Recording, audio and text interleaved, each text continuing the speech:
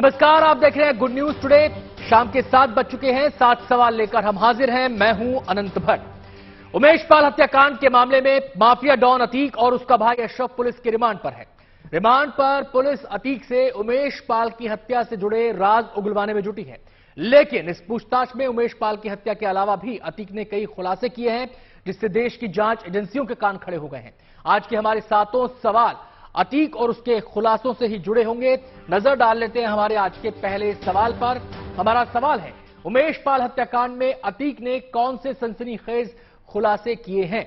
उमेश पाल ने पुलिस के सामने दिए बयान में अतीक अहमद ने पुलिस के सामने दिए बयान में मान लिया है कि उमेश पाल की हत्या की साजिश उसने जेल में बैठकर रची थी और उस साजिश की राजदार उसकी पत्नी शाइस्ता भी थी।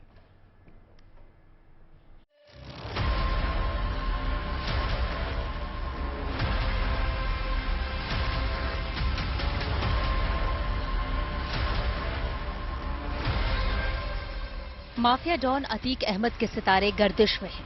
उसके और उसके परिवार वालों के गुनाहों का हिसाब किताब कानून की किताबों के मुताबिक होने वाला है। कल उसे 2 बड़े झटके लगे। एक तरफ उसके अपराधी बेटे असद को यूपी एसटीएफ ने झांसी में ढेर कर दिया, वहीं दूसरी तरफ उसे और उसके भाई अशरफ को उमेश पाल हत्याकांड के मामले में पूछताछ के लिए पुलिस की रिमांड में 5 दिनों के लिए सौंप दिया गया। अतीक को रिमांड पर लेने के लिए कल कोर्ट में पुलिस की तरफ से जो अर्जी डाली गई थी, उसमें सनसनीखेज खुलासा किया गया है। रिमांड कॉपी में दावा किया गया है कि अतीक अहमद ने पुलिस के सामने 161 के बयान में उमेश पाल की हत्या की साजिश की बात कबूल कर ली है। अतीक अहमद ने 12 अप्रैल 2023 यानी 2 दिन पहले पुलिस को दिए अपने कबूलनामे में इस बात को मान लिया है कि उसी ने उमेश पाल हत्याकांड की पूरी साजिश को अंजाम दिया था और उसने ये पूरी साजिश साबरमती जेल में बैठकर ही रची थी। अतीक ने उमेश पाल हत्याकांड में अपनी पत्नी और शाइस्ता के रोल का भी खुलासा किया है। अतीक ने अपने बयान में बताया है कि शाइस्ता से मुलाकात के दौरान उसने नए मोबाइल फोन और सिम मुहैया कराने को कहा था। अतीक की पत्नी शाइस्ता उमेश पाल की हत्या के अहम किरदारों में शामिल थी। इस बात की पुष्टि अतीक अहमद ने कर दी है। पुलिस की जांच में भी ये बात सामने आई थी कि उमेश पाल की हत्या करने वाले शूटर्स शाइस्ता के संपर्क में थे, लेकिन पुलिस इससे पहले कि शाइस्ता तक पहुंचती, शाइस्ता अंडरग्राउंड हो चुकी थी। उमेश पाल हत्याकांड मामले में अतीक अहमद की पुलिस रिमांड शुरू हो गई है और पुलिस ने जो कोर्ट में रिमांड कॉपी दी है और 161 के तहत जो बयान दिए हैं, उसके मुताबिक यूपी पुलिस का दावा है कि अतीक अहमद ने ये कबूल कर लिया है कि उमेश पाल हत्याकांड में उसका ही हाथ था, उसकी ही प्लानिंग थी और उसने ही पूरा षड्यंत्र रचा कि किस तरह से उमेश पाल को रास्ते से हटाना है। पुलिस को दिए अपने बयान में अतीक ने बताया है कि शाइस्ता ने ही अतीक को ये जानकारी दी थी कि उमेश पाल की सुरक्षा के लिए 2 गनमैन साथ रहते हैं। इसके बाद ये योजना बनी कि हमले के दौरान सबसे पहले उमेश पाल की सुरक्षा में तैनात पुलिस वालों को मारा जाए। इसके लिए शूटर्स को खास निर्देश दिए गए थे। अतीक के खुलासे से ये बात साफ हो गई है कि शूटर्स के निशाने पर केवल उमेश पाल ही नहीं, बल्कि उनकी सुरक्षा में तैनात 2 पुलिस वाले भी थे। इसमें शाइस्ता का भी जिक्र अतीक अहमद ने किया है। शाइस्ता को इस पूरी घटना के बारे में जानकारी थी और शाइस्ता भी इसमें कसूरवार है। अतीक अहमद ने कहा है कि शाइस्ता को अतीक अहमद ने यह जिम्मेदारी दी थी कि वो नए फोन्स खरीदे, नए सिम कार्ड्स खरीदे और उन शूटर्स को दे, जिससे कि उत्तर प्रदेश की पुलिस ये घटनाक्रम होने के बाद उन शूटर्स की असल लोकेशन पता ना चल पाए। अतीक ने अपने कबूलनामे में कहा है कि अशरफ को भी नया मोबाइल और सिम उपलब्ध कराने के लिए कहा गया था। उमेश पाल हत्याकांड में अशरफ की भी भूमिका का खुलासा पुलिस ने पहले ही कर दिया था। अतीक ने अपने इकबालिया बयान में कहा है कि उसके पास हथियारों की कमी नहीं है, क्योंकि उसके संबंध पाकिस्तानी खुफिया एजेंसी ISI और आतंकी संगठन लश्कर-ए-तैयबा से भी रहे हैं।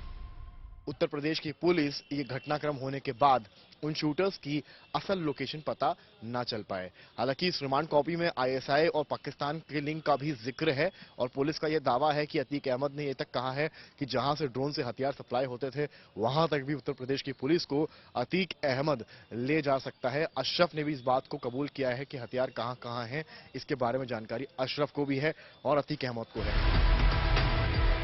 अतीक के इस खुलासे के बाद यूपी एटीएस की टीम ने भी प्रयागराज के धूमनगंज थाने में अतीक अहमद से पूछताछ शुरू कर दी है। इससे पहले आज यूपी एसटीएफ की 6 सदस्यीय टीम भी अतीक और अशरफ से पूछताछ करने धूमनगंज पहुंची थी।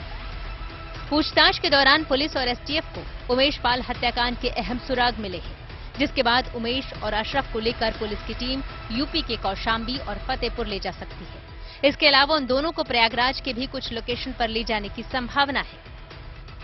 सूत्रों के मुताबिक जो जानकारी मिल रही है, यूपी की पुलिस यहां से फतेहपुर और कौशाम्बी भी अतीक और अशरफ को ले जा सकती है। उन ठिकानों पर इनके ले जा सकती है जहां से वो पड़ताल कर वहीं पर ले जाकर पूछताछ कर और ठिकाने अतीक अहमद के खोज सकती है। इस बीच में उत्तर प्रदेश की एंटी टेररिस्ट स्क्वाड यानी कि एटीएस ने पूछताछ शुरू कर दी है। एसटीएफ पहले से पूछताछ कर रही थी, पर अब पाकिस्तान कनेक्शन को लेकर आज दोपहर से यूपी एटीएस ने भी पूछताछ शुरू कर दी है। इसी प्रयागराज के धूमलगंज थाने में यह पूछताछ शुरू हुई है और एटीएस को लगता है कि पाकिस्तान कनेक्शन से कई और ऐसे सनसनीखेज राज हैं जो अतीक और अशरफ से पूछताछ में निकल सकते। कभी अपने दबंगई, रंगबाजी और माफियागिरी से लोगों के दिलों में खौफ पैदा करने वाला अतीक आज खुद दहशत का शिकार है। पूछताछ के दौरान उसके चेहरे पर तनाव झलक रहा है। जाहिर है अतीक का दागदार अतीत अब उसके भविष्य पर भारी पड़ रहा है।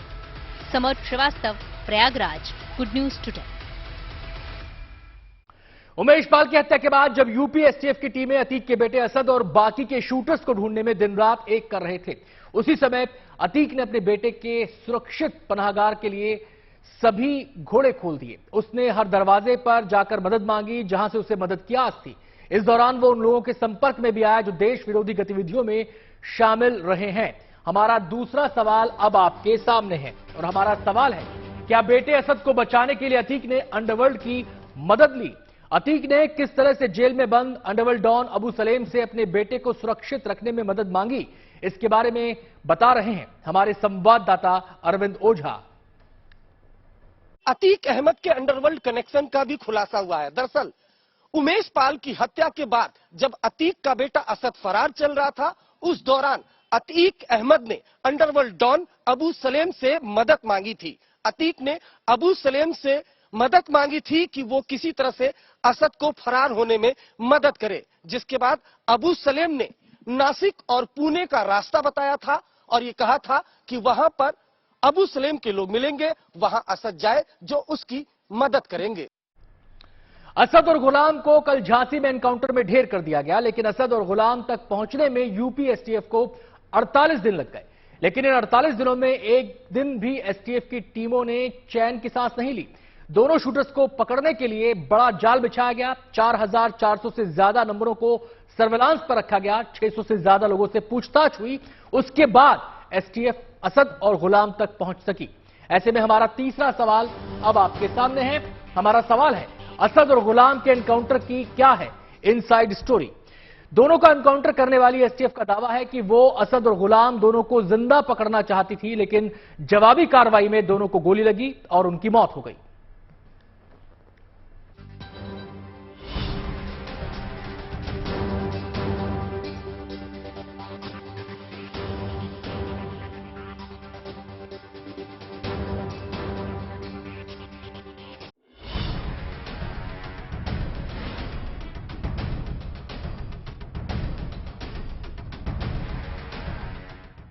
उमेश पाल की हत्या करके 48 दिनों तक पुलिस को छकाने के बाद आखिरकार हत्याकांड के 2 शूटर्स यूपी एसटीएफ के हत्थे चढ़ ही गए।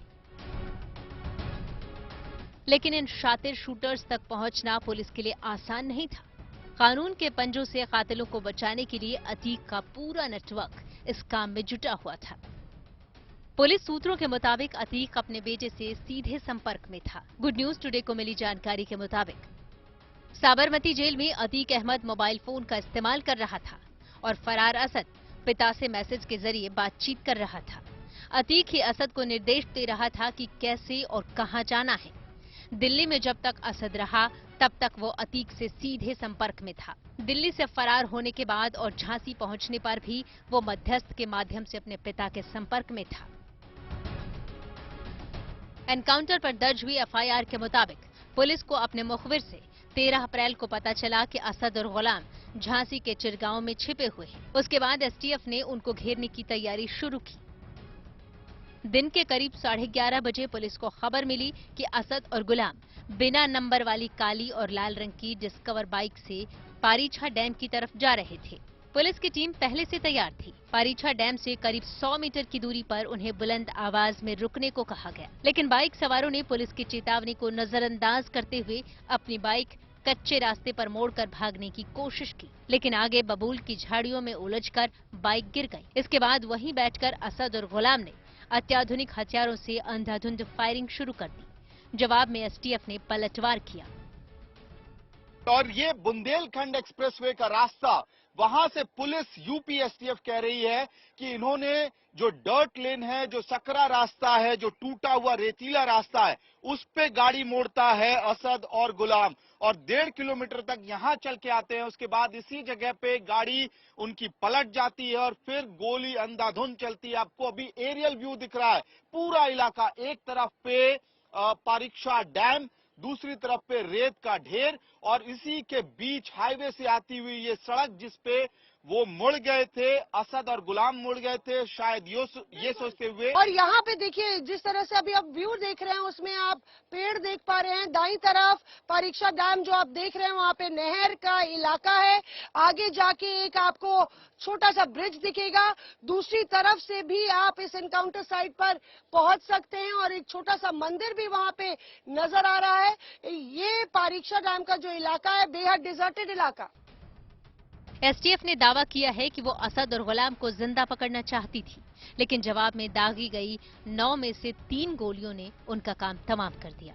हालांकि जिस समय दोनों के पास पुलिस पहुंची उस समय दोनों की सांसें चल रही थी, लेकिन अस्पताल पहुंचाए जाने से पहले उन दोनों की सांसें थम गईं।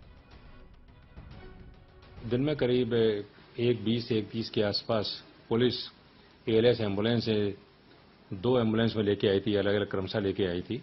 तो देखा उनकी pulse, BP, oxygen saturation, respiratory movements बिल्कुल नहीं थे। अरशद को संभवतः 2 गोलियां लगी थी और गुलाम को 1 गोली लगी। सीपीआर किया गया, ईसीजी वगैरह किया गया, पूरा एग्जामिन किया गया, मेडिकली एग्जामिन किया गया और उनको फिर डेड डिक्लेयर कर दिया गया। असद और गुलाम की जो बाइक मिली वो बिना नंबर की है। असद और गुलाम ने हेलमेट भी नहीं लगाई थी। इधर असद और गुलाम के एनकाउंटर के बाद यूपी एसटीएफ के डीएसपी नवेंदु सिंह के तरफ झांसी के बड़गांव में 3 एफआईआर दर्ज कराई गई है। पहले में असद और मोहम्मद गुलाम पर हत्या के प्रयास की एफआईआर दर्ज हुई है। दूसरे में असद से बरामद विदेशी हथियार के मामले में आर्म्स एक्ट के तहत मामला दर्ज किया गया है। तीसरे में गुलाम से बरामद विदेशी पिस्टल और कारतूस के मामले में मुकदमा दर्ज हुआ है। एसटीएफ ने एक और फरार शूटर गुड्डू मुस्लिम पर भी शिकंजा कस दिया है। पुलिस ने झांसी में गुड्डू को पनाह देने वाले सतीश पांडे को गिरफ्तार कर लिया है। झांसी से अमित भारद्वाज के साथ Mausami Singh, good news today. Umesh Pal पर गोलियां और बम बरसाने वाले 5 शूटर्स में से 2 को यूपी एसटीएफ ने ठिकाने लगा दिया, लेकिन 3 शूटर्स अभी भी एसटीएफ के शिकंजे से बाहर हैं। फरार शूटर्स में से एक बमबाज गुड्डू मुस्लिम कल पुलिस असद और गुलाम से पहले गुड्डू तक पहुंची थी, लेकिन ऐन मौके पर गुड्डू बचकर भागने में कामयाब हो गया।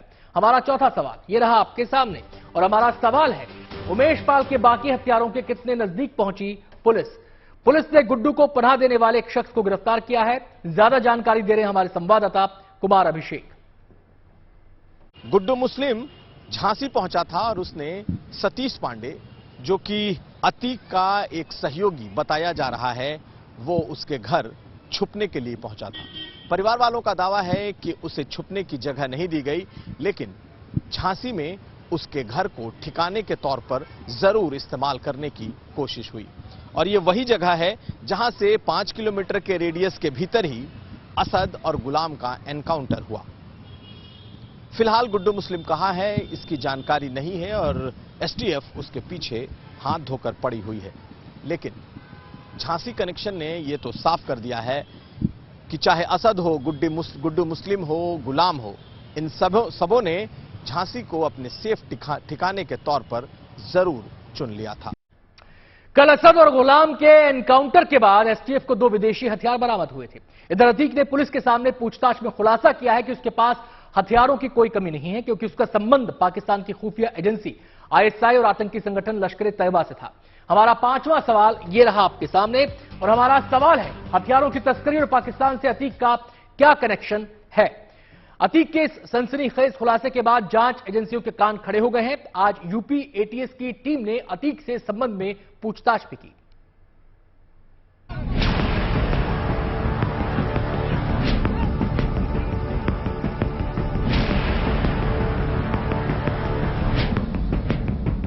जिस अतीक अहमद को पुलिस और लोग प्रयागराज का माफिया समझते थे, जिस अतीक को पुलिस प्रयागराज में रंगदारी वसूलने और लोगों की जमीनों पर कब्जा करने वाला समझ रही थी,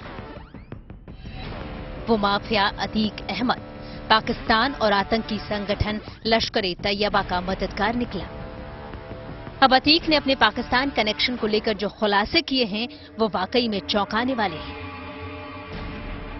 पुलिस के रिमांड कॉपी में अतीक ने खुद ये बात कबूली है कि उसे हथियार आतंकी संगठन लश्कर ए तैयबा से मिलते हैं। वहीं उसके भाई अशरफ ने कबूल किया है कि पंजाब में ये हथियार उसे एक शख्स से मिला करते थे। अतीक ने कहा कि जेल से वो आईएसआई एजेंट से फोन पर बात करता था। दूसरी तरफ अशरफ पंजाब में बॉर्डर के पास एक फार्म हाउस पहुंच जाता था। आईएसआई की मदद से लश्कर के हथियार ड्रोन से पंजाब के उस फार्म हाउस के करीब गिराए जाते थे। अशरफ उन हथियारों की डिलीवरी लेता था और पैसे चुका देता था। माफिया डॉन अतीक अहमद और उसके भाई अशरफ के पाकिस्तान कनेक्शन का भी खुलासा हुआ है। दरअसल दोनों की रिमांड लेते वक्त यूपी पुलिस ने अदालत में चौंकाने वाला खुलासा करते हुए बताया कि पाकिस्तान से ड्रोन के जरिए पंजाब में जो हथियार गिराए जाते हैं, अतीक और अशरफ उन हथियारों की खरीद फरोख्त करते हैं। यूपी पुलिस ने यह कहा है कि पंजाब में वो शख्स जो पाकिस्तान से आने वाले हथियार रिसीव करता है और उस रिसीवर से अतीक और अशरफ हथियार खरीदते हैं, उस रिसीवर का पता लगाना है। सीमा पार पाकिस्तान से अतीक के काले साम्राज्य का कनेक्शन अब देश के सामने आ गया है। माना जा रहा है कि 24 फरवरी को उमेश पाल की हत्या में शामिल हथियारों को भी पाकिस्तान से ही मंगवाया गया था। इस बात पर संदेह तब और भी गहरा जाता है जब 13 अप्रैल को झांसी में अतीक के बेटे असद और शूटर गुलाम का एनकाउंटर होता है और उन दोनों के पास से विदेशी हथियार बरामद होता है। ये दोनों हथियार रेयर हैं और सामान्य रूप से नहीं मिलते। फॉरेन मेड वेपन्स है, 1.455 ब्रिटिश बुलडॉग रिवॉल्वर है और एक वॉल्थर P88 पिस्टल है। ये दोनों वेपन्स बहुत ही रेयर हैं और सामान्य रूप से नहीं मिलते। बता दें कि कुछ दिनों पहले अतीक अहमद के ठिकानों पर भी छापेमारी हुई थी। इस दौरान बड़ी संख्या में विदेशी हथियार बरामद किए गए थे। अब उन हथियारों के भी पाकिस्तान कनेक्शन की जांच की जा रही है। अतीक के बेटे असद को कल सुपुर्दे खाक किया जाएगा। अतीक अपने बेटे के जनाजे में शामिल होना चाहता है, लिहाजा वो इसके लिए पुलिस अधिकारियों से लगातार गुहार लगा रहा है। इस बीच अतीक की फरार पत्नी शाइस्ता के भी अपने बेटे के जनाजे में शामिल होने की पुलिस को उम्मीद है। पुलिस सोच रही है कि वो ऐसा कर सकती है। हमारा छठा सवाल ये रहा आपके सामने, और हमारा सवाल है, क्या असद के एनकाउंटर के बाद सामने आएगी अतीक की फरार पत्नी शाइस्ता? शाइस्ता को लेकर पुलिस अलर्ट पर है। इसके बारे में ज्यादा जानकारी दे रहे हैं हमारे संवाददाता समर्थ श्रीवास्तव। शाइस्ता परवीन, असद अहमद की मां। असद अहमद की इनकाउंटर में मौत हो गई है। एक तरफ अतीक उत्तर प्रदेश पुलिस से गुहार लगा रहा है कि उसको अंतिम संस्कार में शामिल होने का मौका दिया जाए, पर कोर्ट के दांव पेच फंसने के चक्कर में अतीक का शामिल होना बेहद मुश्किल नजर आता है। ऐसे में उसकी मां शाइस्ता जो फरार है, जिस पर 50,000 का लगभग इनाम रखा है पुलिस ने, वो सरेंडर कर सकती है। अतीक अहमद के वकील के मुताबिक शाइस्ता आने वाले 1 से 2 दिन में सरेंडर कर सकती है, और सरेंडर करने के लिए शाइस्ता के पास कल से बेहतर दिन शायद ही होगा, क्योंकि उसके बेटे कि कल जनाजा है और ऐसे में अपने बेटे के शव को आखिरी बार वो देखना चाहेगी और इसी के साथ वो अपना सरेंडर दे सकती है। हालांकि पुलिस ने प्लान भी बनाया है, अगर शाइस्ता सरेंडर नहीं करती है और वो वेश बदल कर या वेश ढक कर अपना आती है, तो ऐसे में महिला पुलिसकर्मियों को कैजुअल ड्रेस में वहां पर तैनात किया गया है। जब अंतिम संस्कार होगा या यूं कहें जब घर में शव पहुंचेगा, उस दौरान भी महिला पुलिसकर्मी वहां तैनात रहेंगे। अतीक के बेटे के एनकाउंटर पर सियासत शुरू हो गई है। समाजवादी पार्टी और ओवैसी की पार्टी ने असद और गुलाम के एनकाउंटर पर सवाल उठाए हैं। जबकि बीजेपी ने इसे न्याय संगत बताया है। सातवें और आखिरी सवाल पर अब नजर डाल लेते हैं और हमारा सातवां और आखिरी सवाल है, अतीक के अपराधी बेटे के एनकाउंटर पर क्यों हो रही है सियासत। आइए आपको सुनवाते हैं क्या है इस मसले पर सियासी सुर। भारतीय जनता पार्टी चुनाव को देखते हुए इनकाउंटर कर रही है और एक उदाहरण नहीं है। क्रिमिनल्स को सख्त से सख्त सजा मिलनी चाहिए, लेकिन बड़ा सवाल है सजा कौन देगा, पुलिस देगी या अदालत देगी। उत्तर प्रदेश के मुख्यमंत्री ने जब असेंबली के अंदर कहा था कि मैं मिट्टी में मिला दूंगा, उसी दिन ये यकीन हो गया था कि ये एनकाउंटर होगा। सरकार ये कह देना कि मरने वाले कुछ कल जो हमने एनकाउंटर किए यही उसकी फोटो है, तो फिर एविडेंस था आपका, ने था ना एविडेंस, आप सजा दिलाते उसके ऊपर, आप भाई जेल को जाते। यह सब कोई सवाल नहीं कर रहे हैं, ये शुद्ध रूप से मुस्लिम तुष्टीकरण की घटिया राजनीति कर रहे हैं। अपराध के खिलाफ इतनी बड़ी सफलता यूपी पुलिस और एसटीएफ ने प्राप्त की है और उस पर जो सवाल उठा रहे हैं वो स्वयं जनता की नजर में सवाल बन गए हैं। कार्यक्रम में आज इतना ही।